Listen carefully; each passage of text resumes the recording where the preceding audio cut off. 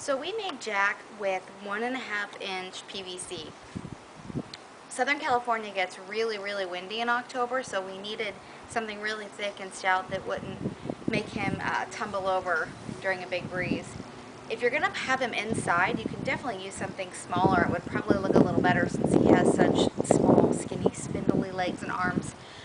I'm going to give you the measurements of the limbs that I cut. That way you can kind of gauge whether or not you should make it bigger or smaller for yourself. He's kind of freakishly large, probably about maybe 9 to 10 feet, the way I made him. So the collarbones, 2 8-inch pieces. The spine I did was 24 inches. Each upper arm are 24 inches. The lower arm, 16 inches. Inside the pelvis, because you have to connect the connector pieces together, there are 2 small pieces that are about 1.5 inches. And then the thigh bones, 24 inches. The shins are 32 inches. Now, as far as your connectors go, you're going to need a bunch of different connectors depending on how you want him to bend and how you want him to look. So, go in the plumbing section, kind of peruse, get more than you need because you can always return it.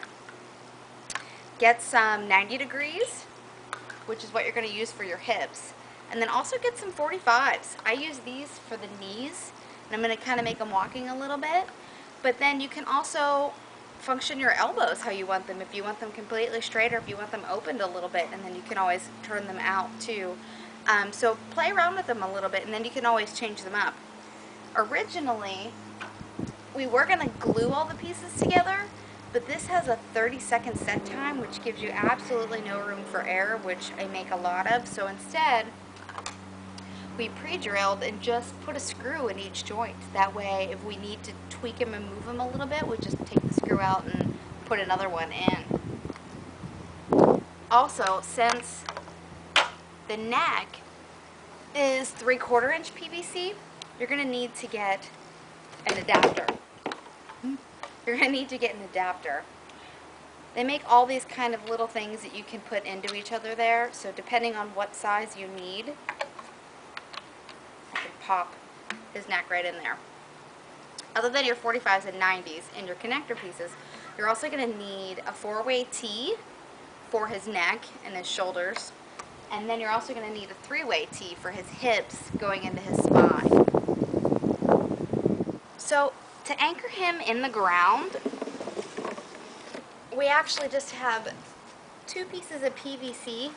These, at Halloween time, we're actually just going to put these directly into the ground, leave these in here every night, and just pull his legs off and take him inside. Kind of the same idea we have with Zero. For right now, just for sakes of mock-up, because we're not putting him in the yard quite yet, my husband made this little jig so we can take him in and out of the house, and well, we're kind of figuring it out for right now.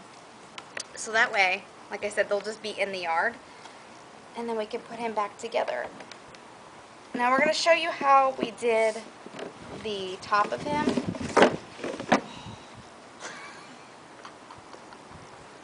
Okay, so we haven't quite put him together yet. So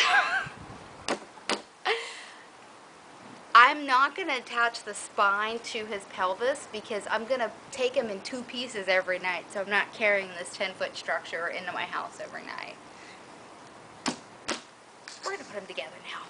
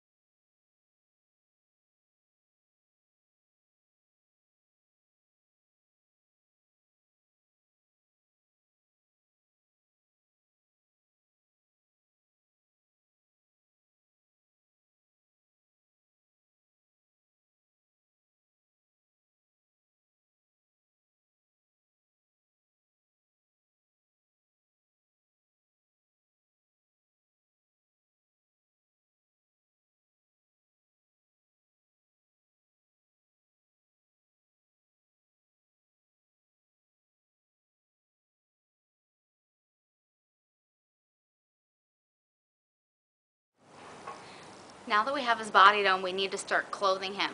So the first thing we need to do is actually build him a chest. It's really the only girth he has in his whole body. Yeah. So he has a really triangular, broad chest, and it comes down to almost a point. So what I'm going to do is I raided my husband's closet, got a white t-shirt. This has print on it, so I'm just going to flip it over to the back. First thing I'm going to do is I'm going to cut the sleeves off, and then, since this is going to actually be the back of it, I'm going to put a slit down the middle so I can kind of just slide it over his body. Then I'm just going to stuff it with grocery bags, tape it shut, just to make the basic shape. I also ended up cutting one of these sleeves completely up to the neck so I can slide it over his body.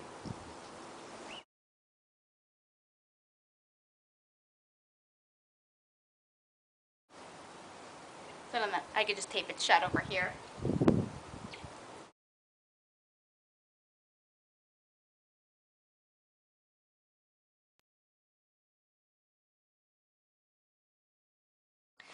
Just a different view so you can see what it looks like from the back.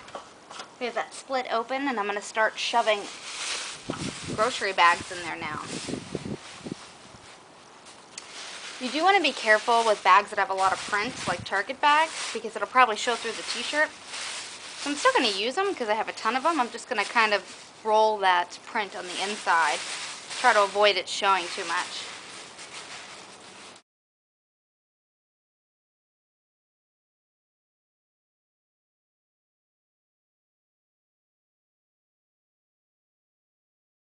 I taped up all of the seams so none of the backs would come out. And I went and looked at some photos of him, and his chest is the same size as his hips all the way down. But I want to keep this as two separate pieces from his top to his bottom. So I didn't attach this yet because I want to be able to store him in two separate pieces. I don't have anywhere tall enough to keep a 10-foot tall structure. So I'm going to build up this area just a little bit with bags, just to touch this, but I'm not going to connect them together. So I'm just going to take bags, not go any wider than this, just so the fabric isn't laying straight over PVC.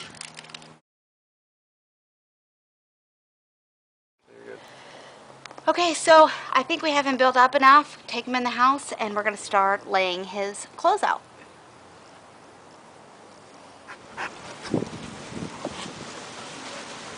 Fergie and Squirt both want to say thanks for watching.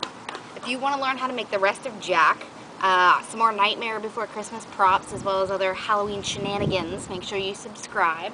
Any comments or questions, make sure you leave them below. Thanks a bunch. Thank you.